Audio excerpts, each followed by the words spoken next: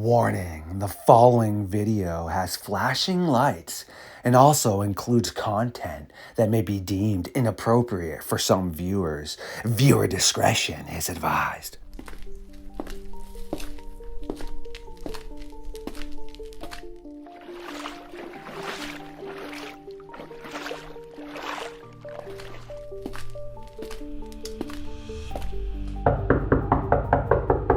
Robert Prevo, a member of the North American Dogman Project science team, has found his way into the Fox Den tonight, but also another member of the North American Dogman Project, a JJ Messenger, who is also a bi-weekly host, will be joining us tonight.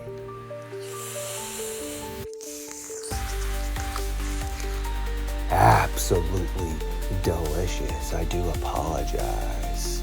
I have been so hungry and tired lately, but now that the shackles have been released, once again, it is time for Robert and JJ and myself to take a walk into the darkness.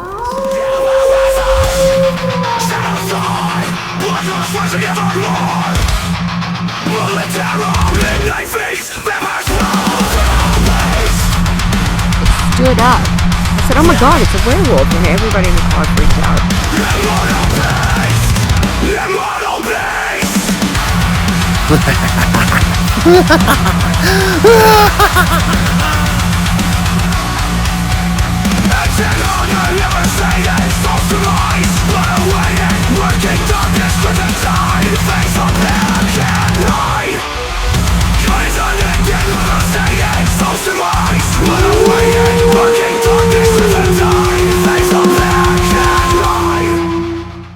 My creatures of the night, yes, once again, it is midnight lycanthropy time here on StarFox Radio. This is the home and the stomping ground of who? Yes, the Midnight Society. And we again sit around the late night fire and what? Yes, burn the midnight timber in an attempt to figure out what is happening beneath the surface.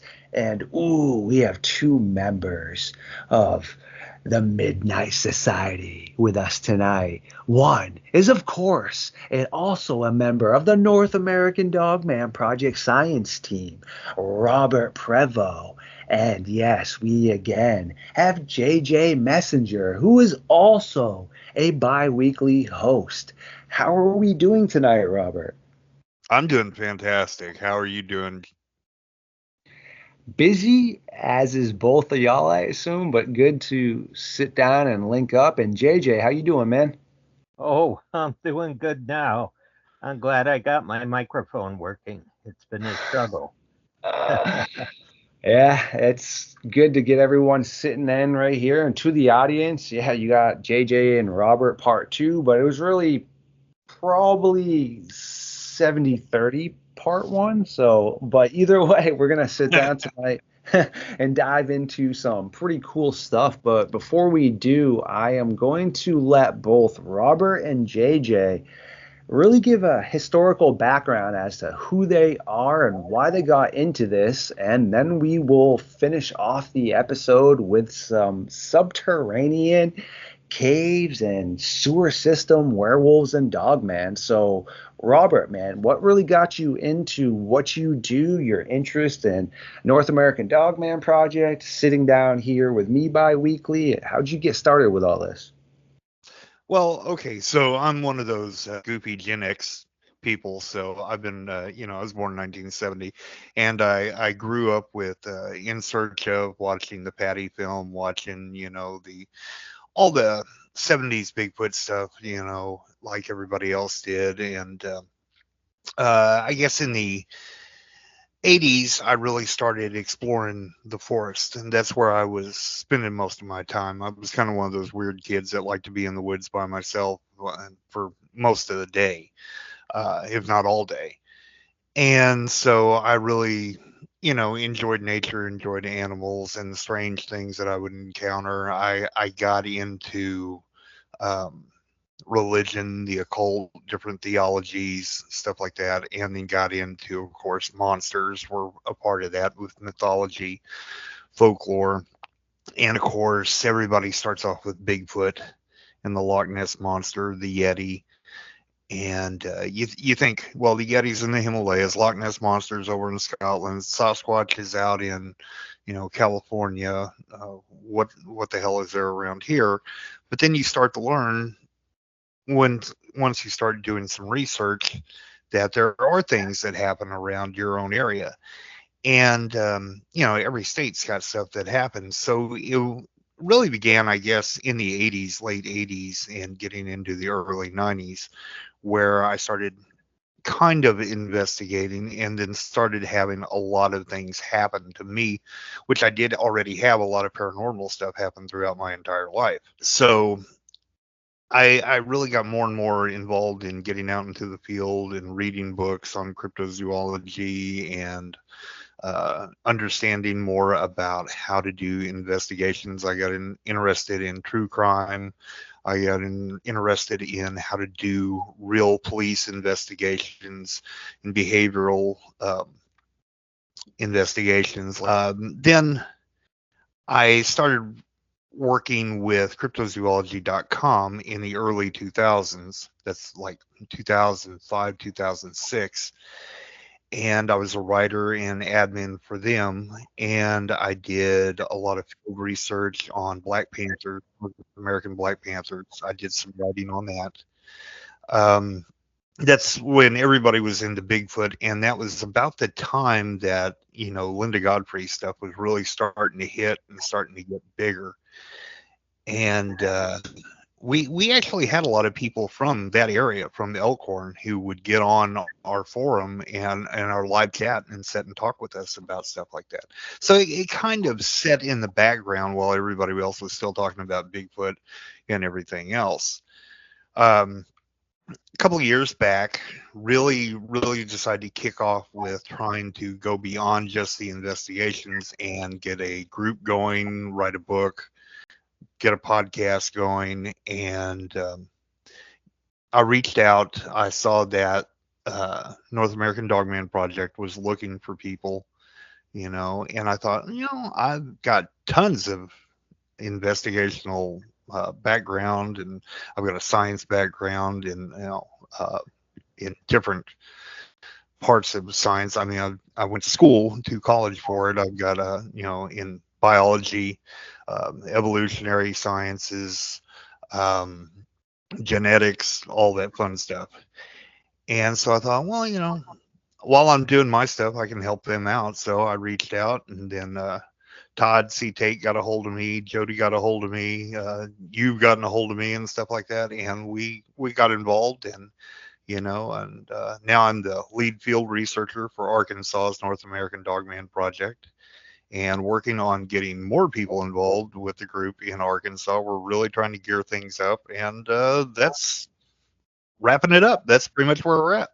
Boom, that's excellent stuff right there. I really appreciate that. And now I'm tossing you the mic, JJ. What about you, man? What got you up into being interested in this topic? And also, what got you really interested in wanting to come and be a bi-weekly host on Midnight Lycanthropy with myself, and also try to help figure out what's occurring with the Dogman topic? Yeah. There's a lot of common beats between Robert's life and my life.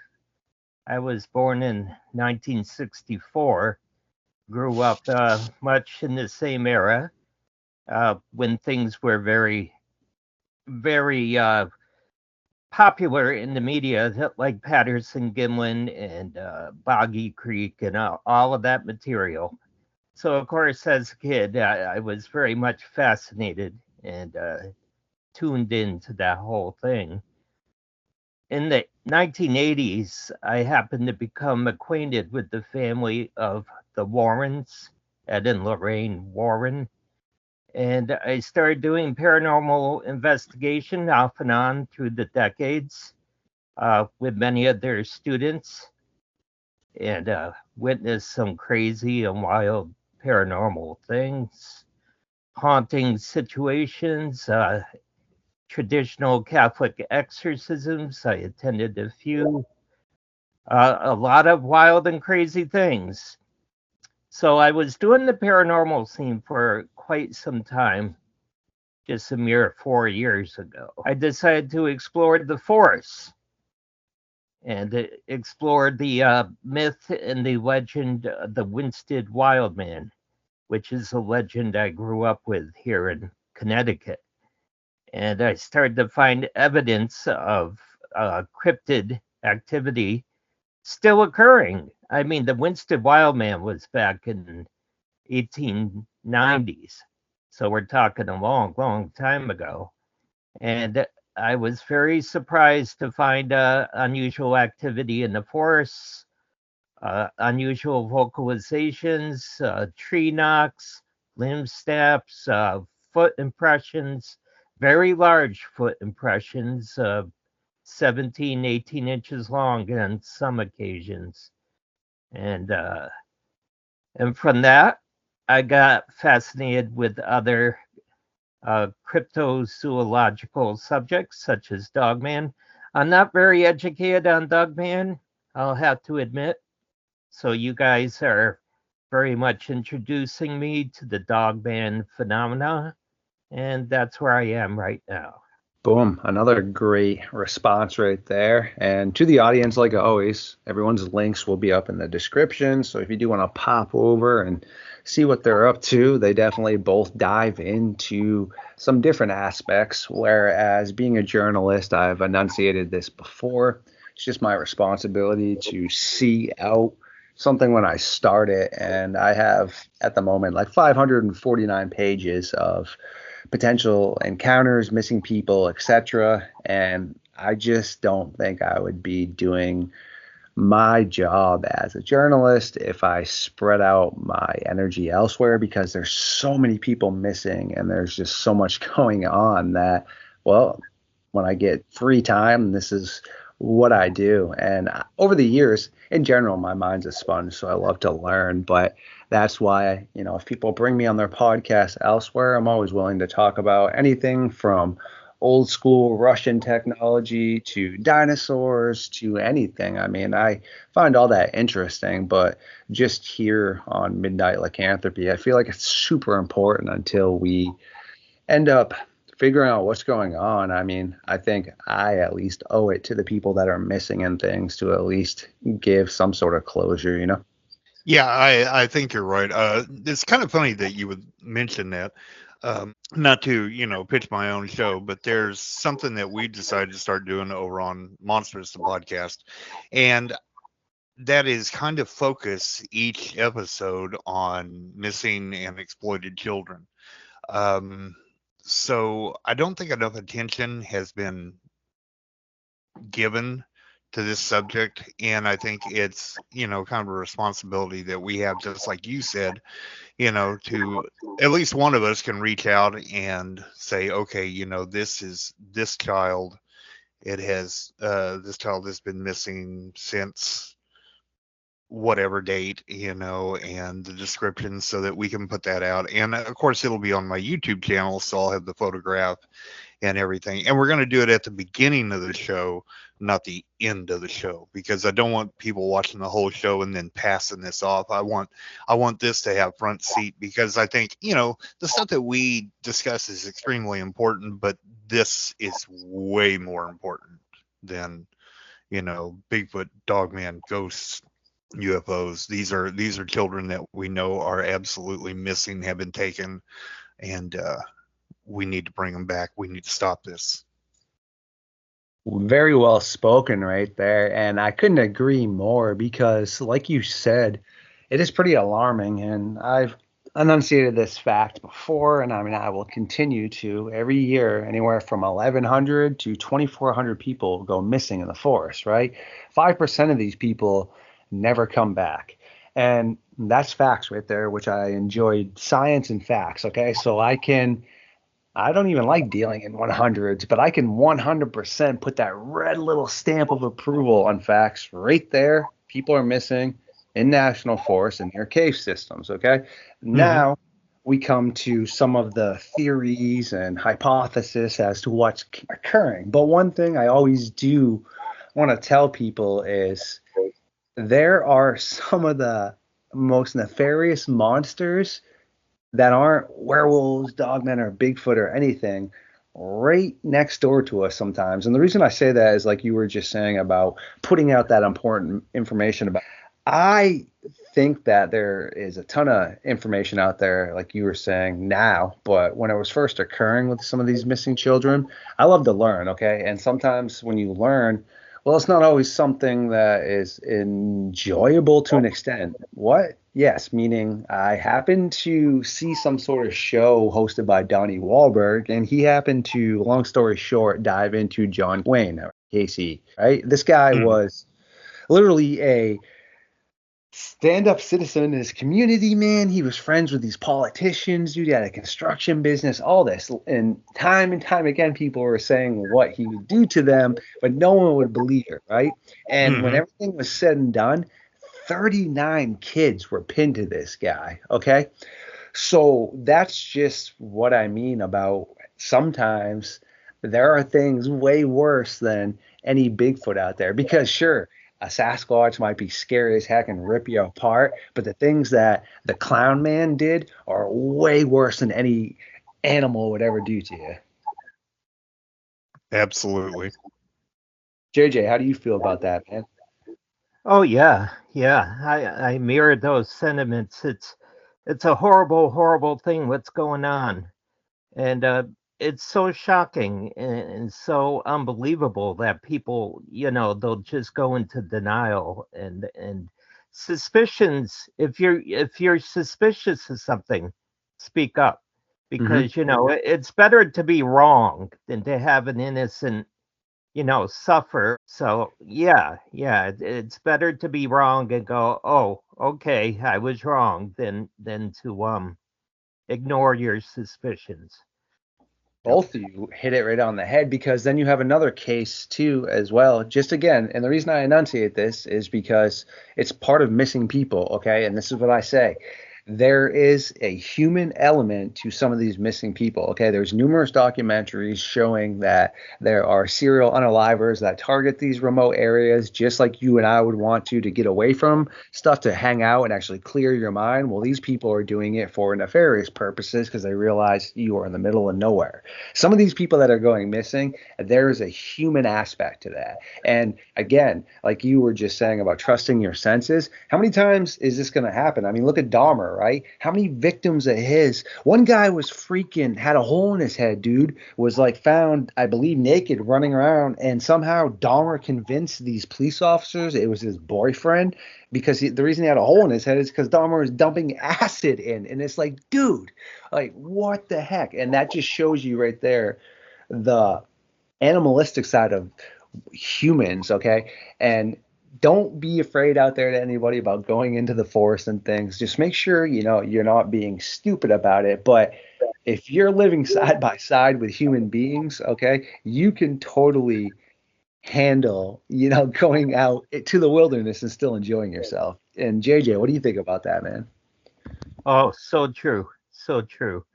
And take precautions when you go into the forest, especially if you are on your own, which isn't recommended. It's always best to be with other people or someone else. But if you are on your own, be cautious, be careful. Robert, what do you feel about that, man? Yes, definitely. Have a plan. Let people know where you're going to be. Stick to that plan as best as you possibly can. Develop skills, survival skills that go beyond whatever equipment that you're going to take out there. If all of your equipment should fail, how are you going to survive? Do you have the right clothing? Do you have the right backpack?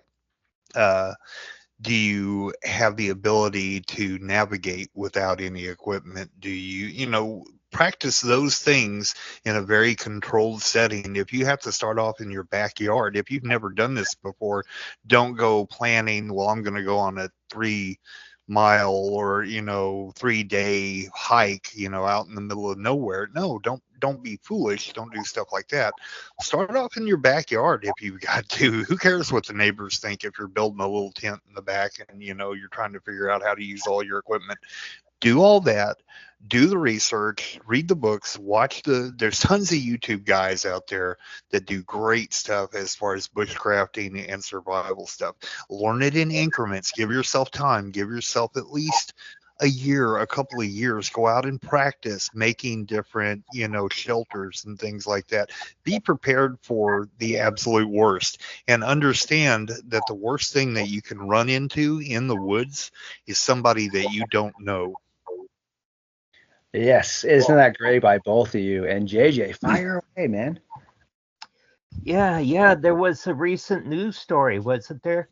There were two so-called Bigfoot hunters in Oregon, or was it Washington? Oregon, I believe. They weren't prepared for the weather, and it was pretty bad.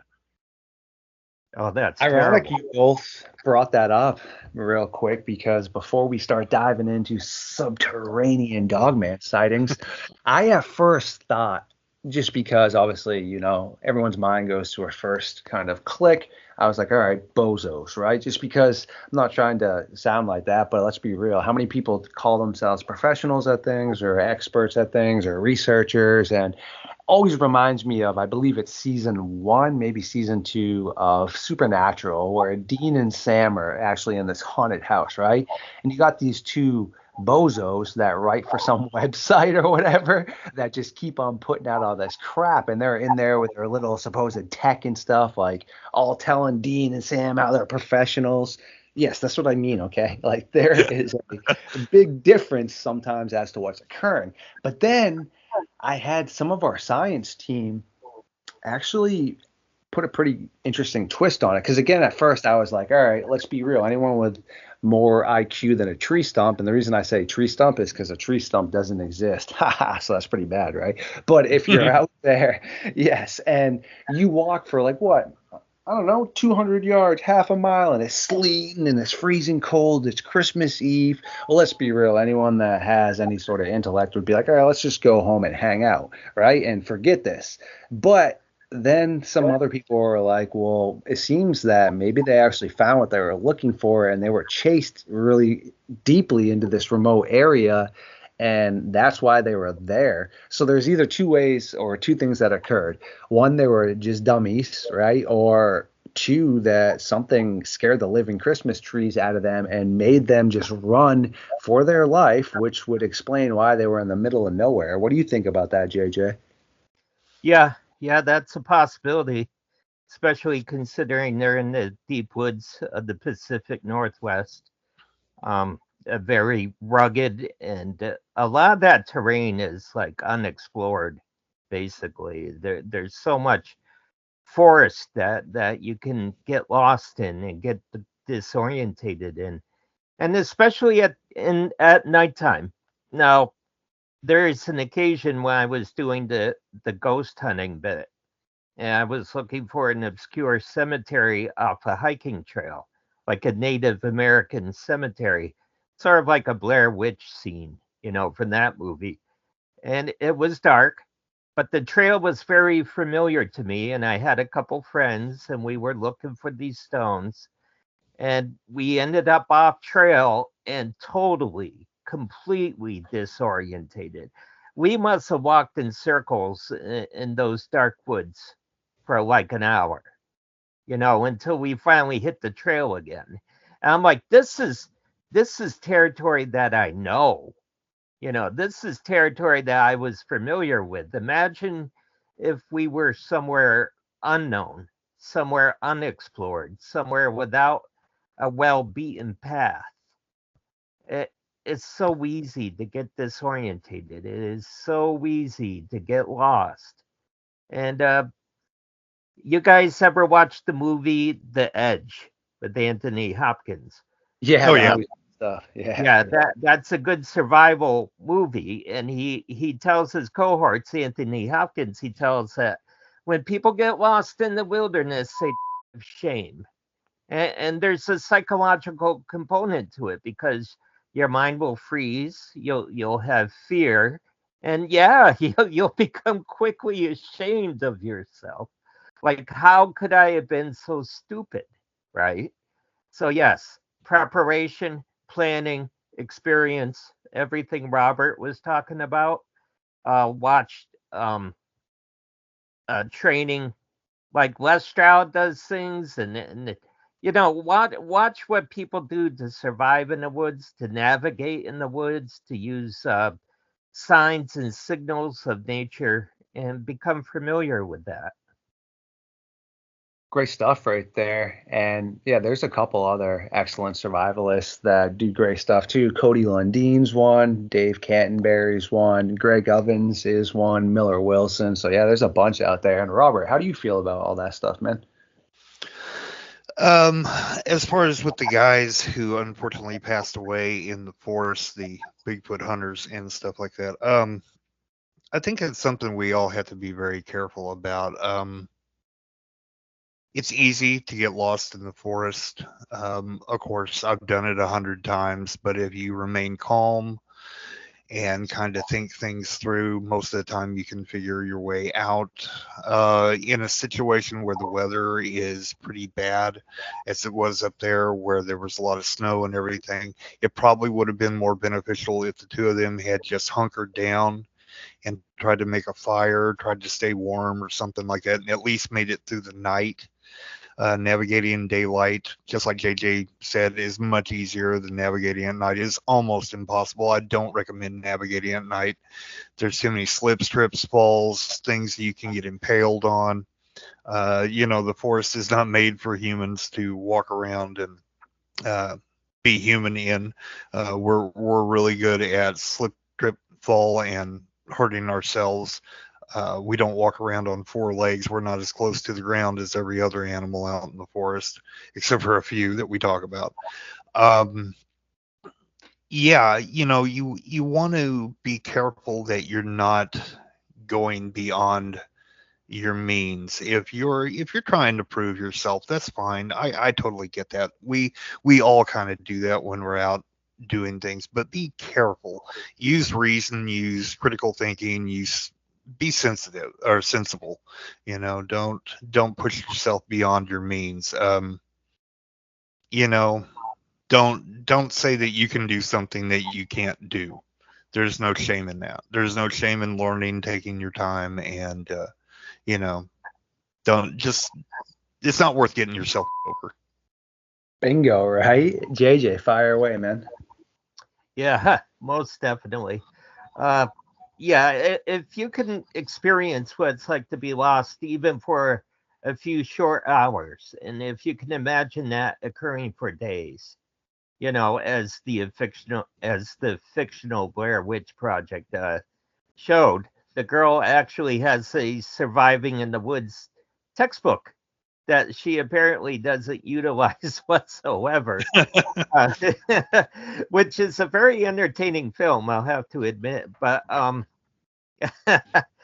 yeah, survival, nature, know-how, just invaluable. You don't go out there emulating Finding Bigfoot or Expedition Bigfoot, No. or other TV shows where they're out there navigating with GPS and they have everything all staked out, and everything is planned out beforehand. They're not risking themselves. They're not going to fall off a cliff or a gorge or something. Great stuff right there for sure. And recently, our spelunker, yes, Meiku, she's also a paleontologist expert, was explaining that only 10% of cave systems reconnect to the surface, right? And I also covered a case from Tokyo where I got to speak to a witness that owned a hair shop, and herself and her client felt like they were being watched and then happened to see an enormous wolf-like head staring into a side window that would be way above what a dog, even on its back leg, should be able to look into.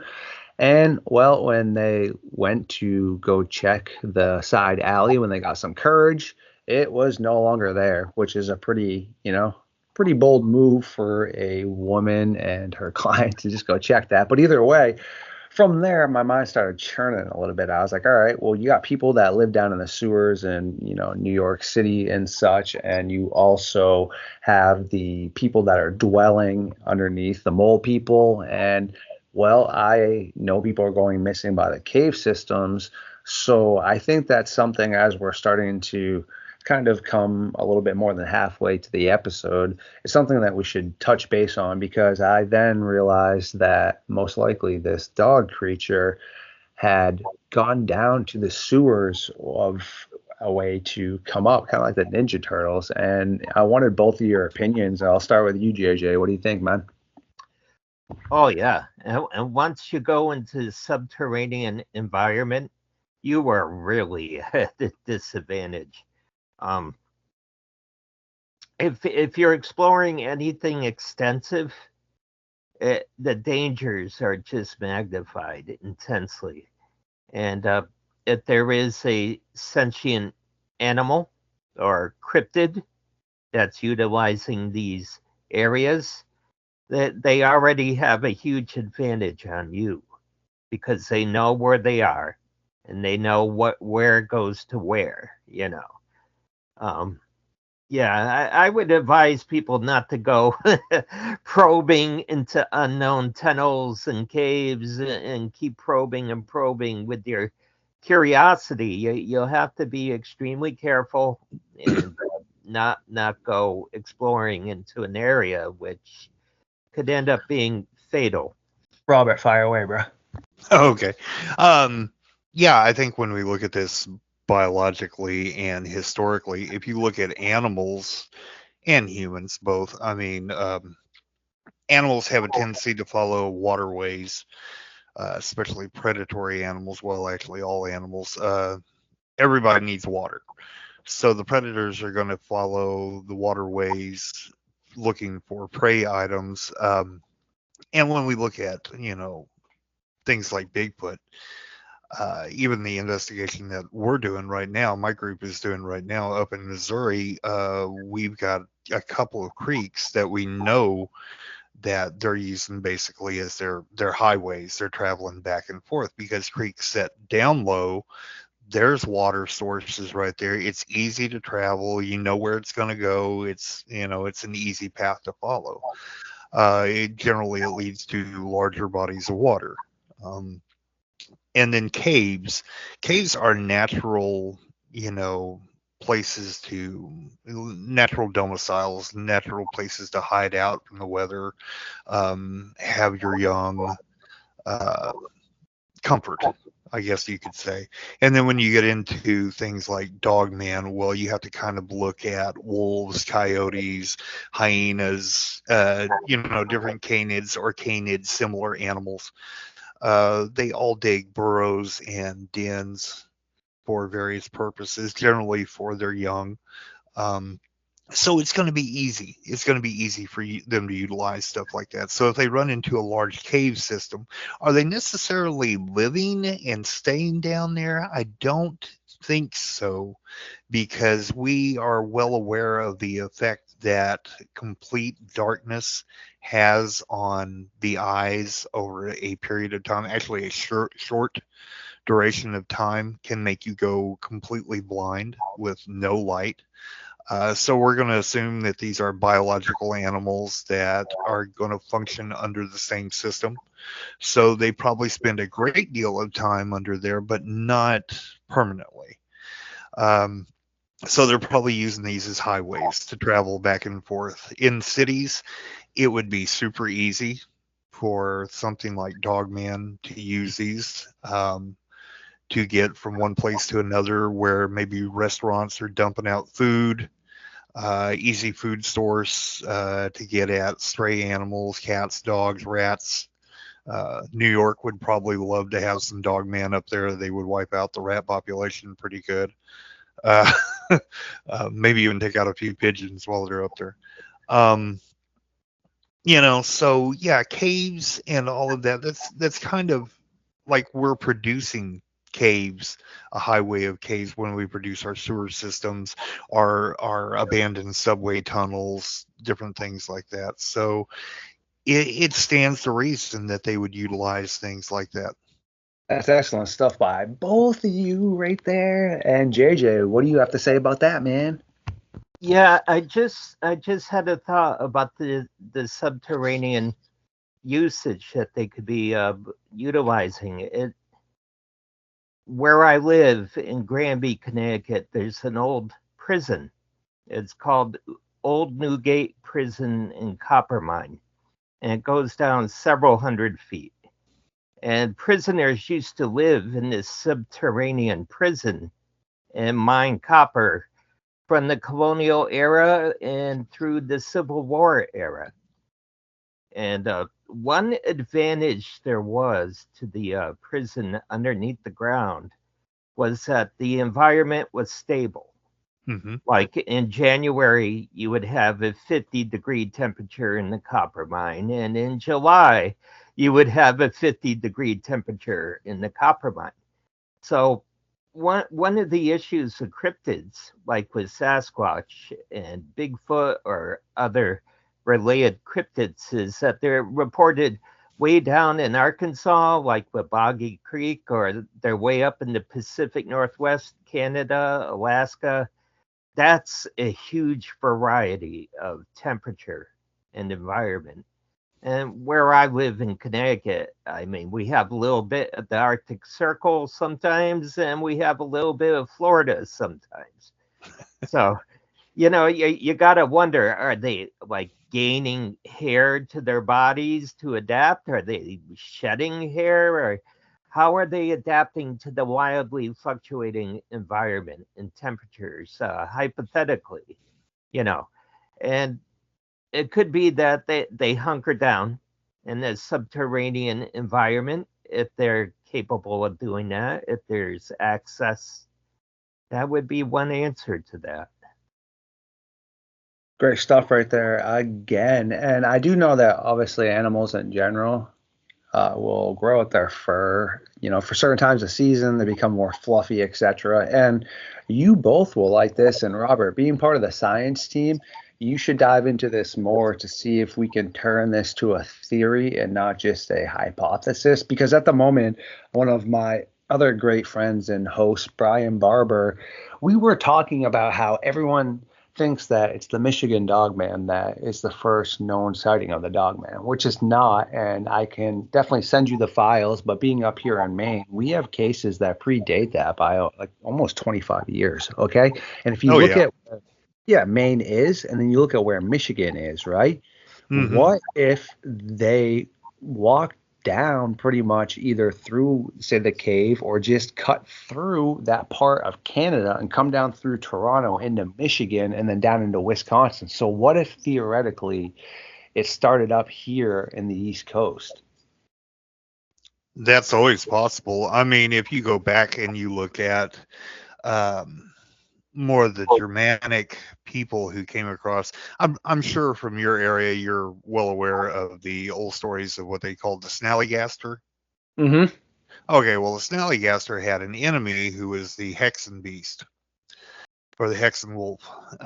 So that very character of the Hexen Beast or Hexen Wolf, whatever you want to call it, actually fits into the stories of the Dogman, which is much older than anything that came out of Michigan. And if you want to go back farther than that, and you want to look at Canada, there's stories that go back where they talk about devil monkeys and other things like that from out of the great north, where it's not far off from the description of a Dogman. And then you've got, the Wahila, some other stuff that comes out of the Nahanni Valley. And, if you're going to equate this with being something that has evolved from a canid group, then you have to look at number one, where the biggest canids are. That's in Canada. Originally, nowadays anyway, you're going to look at Canada. So chances are it came from the north and is working its way down. Is that absolutely true? Not necessarily. There could be other, other origins in there. I'm not necessarily sure that Dogman is a canid. Agreed. It looks like a canid, but that doesn't mean it is a canid. Hyenas Yeah, look we've talked canid. about that a million times. Yeah. So there's still a lot we don't know. But definitely the stories are much, much older than just Michigan. Michigan just happened to get lucky and get it famous because of the radio song and the show that came Okay, out. that would make sense then when you word it like that. And a quick question too, as we're starting to wrap this up, why is it do you think that wolves are so much larger from Canada than per se in Yellowstone? Because I never realized until unfortunately I was shared an image. It was interesting to learn the size difference, but it was terrible that I had to see somebody string up two wolves that should have been still running around. To each their own, that's my thoughts on it. But either way, the wolf from Canada was more than almost two times as big as the other one, it seemed like. But Yep. I was confused there because, per se, the wolves in Yellowstone, correct, are still hunting bison. We're still hunting elk. We're still hunting moose. So they're not dealing with smaller prey. And what would be bigger up in Canada that a wolf would be hunting that we wouldn't have here, per se, in Yellowstone or even up in New England? The moose in Maine are huge, dude. Okay, well, this is what's kind of funny. There's two things at play here. Number one, the wolves that are in Yellowstone are actually Canadian wolves. They retrieved a group of, I forget how many originally. I want to say it was like 15 wolves throughout different packs in Canada and brought them down and created new packs. And then they divided up into many different packs of their own with different attributes. And so as the other thing you have is there's a law in biology and in evolution, and I completely forgot the name. I was thinking of the name of it and completely forgot of it. It's Bergman's law, something like that. Anyway, from the equator north or the equator south, as you get into a colder temperature, whatever that species is going to get larger, and it has to do with uh, maintaining heat. But anyway, it has to do with the retention of heat. The larger you are as a mammal, the easier it is for you to retain heat. So, like a polar bear, if you look at polar bears actually are a brown bear. If you look at the skin of a polar bear, the skin of a polar bear is black. We don't understand exactly why their hair is not white; it's clear. But anyway, that's why it's so easy for them to mate with grizzly bears, and we get what's called golden bears or yellow bears. They're actually the same, very close same genus. They just happen to be much larger and much farther north. So if you'd had polar bears that started to work their way south over the years and over the centuries, they would actually get smaller. So if you had polar bears that eventually made it to the equator, they'd probably be about the size of your dog. You know. Okay. You know what is again interesting about this too? Correct me if I'm wrong before we start tying this up. Everyone says the polar bear is the largest bear. I've seen polar bears. I've seen their paws. Yes, they look big. Dude, am I missing something? Or are scientists and biologists not looking at these giant bears from Kodiak Island that literally when people are holding their paws up and you see the pictures of that thing looks way more girthy and big than any polar bear I've ever seen. What am I missing here? Yeah, the Kodiaks are a very big variety of a brown bear. Brown bear is the grizzly bear, the Kodiak bear, and some people will leave the polar bear out of it and they'll leave it as its own. It kind of is its own subspecies and species, but it really is a part of the brown bear. Overall, polar bears are definitely much bigger and they are much more aggressive. Yeah, Kodiaks can get to be that's really, scary. really close. But yeah, I mean, a polar bear, what's scary about a polar bear is it will show no aggression and walk up to you and eat you. I mean, it won't growl, it won't anything. It will just walk up, grab you, start eating you. Jeez, that's so gnarly. JJ, how do you Yeah. feel about that before we start tying this up? Yeah, I was just reflecting back on what he was saying about the cold temperatures and sizes. Like you look at the Ice Age with the saber-toothed tigers and the woolly mammoths and other woolly varieties of animals. Oh, they're huge. They're just giants. Uh, Gigantopithecus, that giant orangutan style primate, cold northern environment in China, right? Uh, just and these things migrating over the Bering Land Strait back during the Ice Age era. Wow. And when you think of the Bigfoot lore, the southern Sasquatch sightings tend to be shorter, Mm-hmm. and the Alaskan tend to be larger. So there's actually there's a scientific correlation going on between the temperature variations and the sizes. Yeah.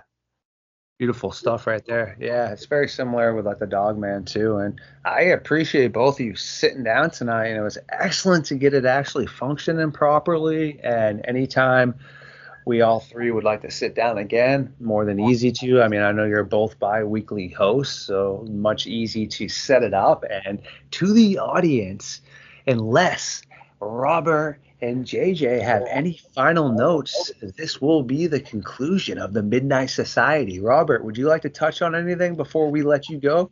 I do want to add in, we currently have an investigation, the Dogman investigation that's going on in Arkansas. I won't give the exact details right now as far as where it is and what's going on specifically. It is an ongoing investigation that's happened in a river area, and we have reason to believe that someone has discovered a large cave in the area. Since we are mentioning caves, we are getting ready to investigate that cave either by drone or by actually climbing up to the cave very carefully and seeing if we can collect any evidence, see if there's evidence of predation or tracks, anything to indicate that it's been utilized as a dwelling of some kind or whatever. But anyway, we'll give you updates on that as we get along with that. But yeah, that's one thing we've got going on with the Dogman side of it, and of course we always got all our other investigations.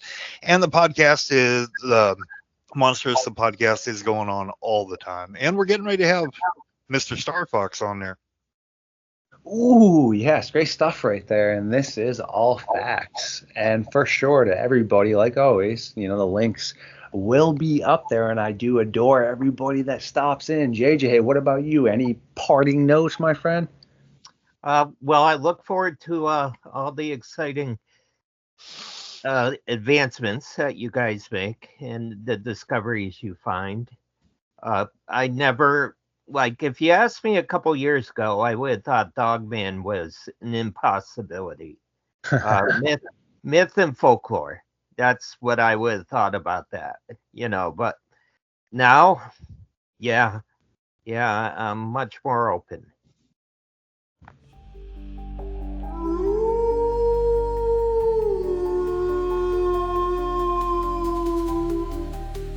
Ooh, you legends, you. To everyone that made it this far tonight, I truly do adore every single one of you. Please like, comment, subscribe, feed the algorithm, and I will catch you very soon.